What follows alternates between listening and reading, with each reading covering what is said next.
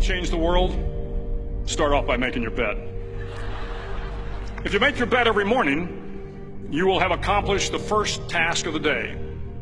It will give you a small sense of pride, and it will encourage you to do another task, and another, and another.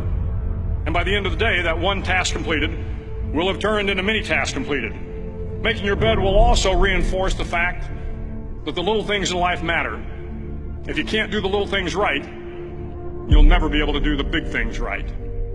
And if by chance you have a miserable day, you will come home to a bed that is made, that you made.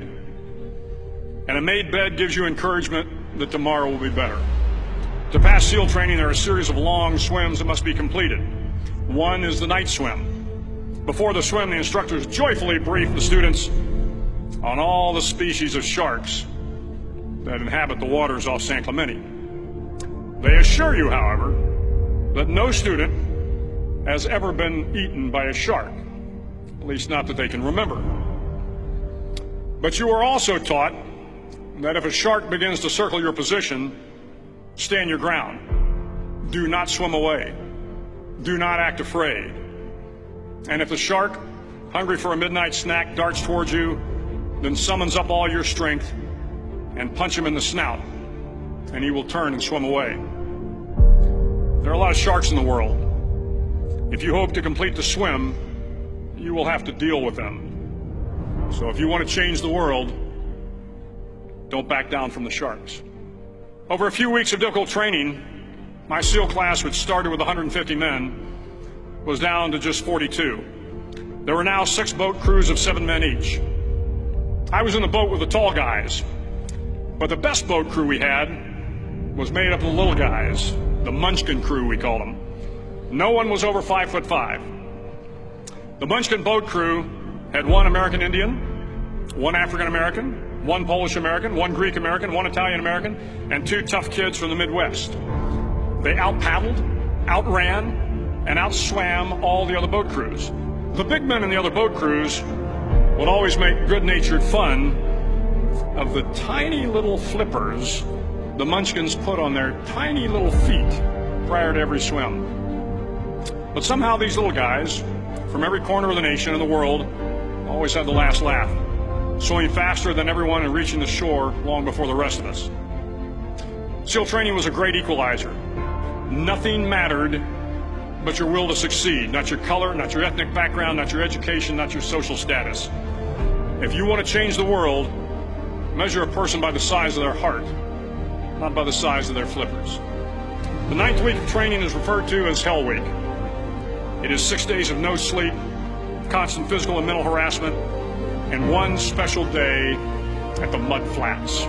The Mud Flats are an area between San Diego and Tijuana where the water runs off and creates the Tijuana Sloughs, a swampy patch of terrain where the mud will engulf you. It is on Wednesday of Hell Week that you paddle down to the Mud Flats and spend the next 15 hours trying to survive this freezing cold, the howling wind, and the incessant pressure to quit from the instructors.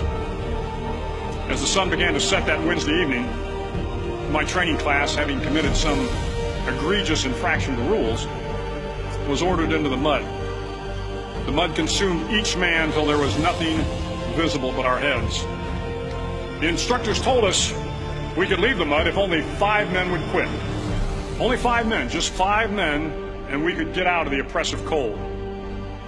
Looking around the mud flat, it was apparent that some students were about to give up.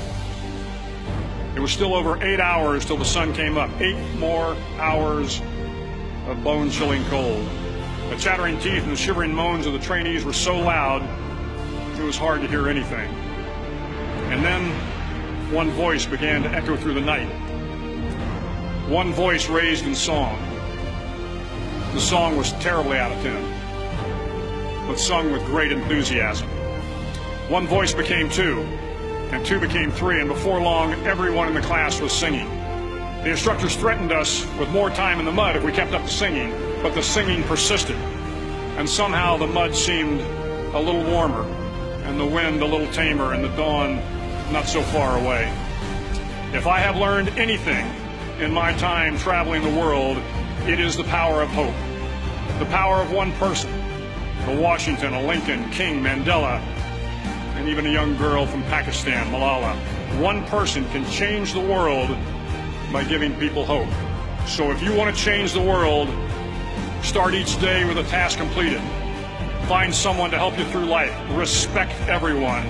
Know that life is not fair and that you will fail often. But if you take some risks, step up when the times are the toughest, face down the bullies, lift up the downtrodden, and never ever give up. If you do these things, the next generation and the generations that follow will live in a world far better than the one we have today.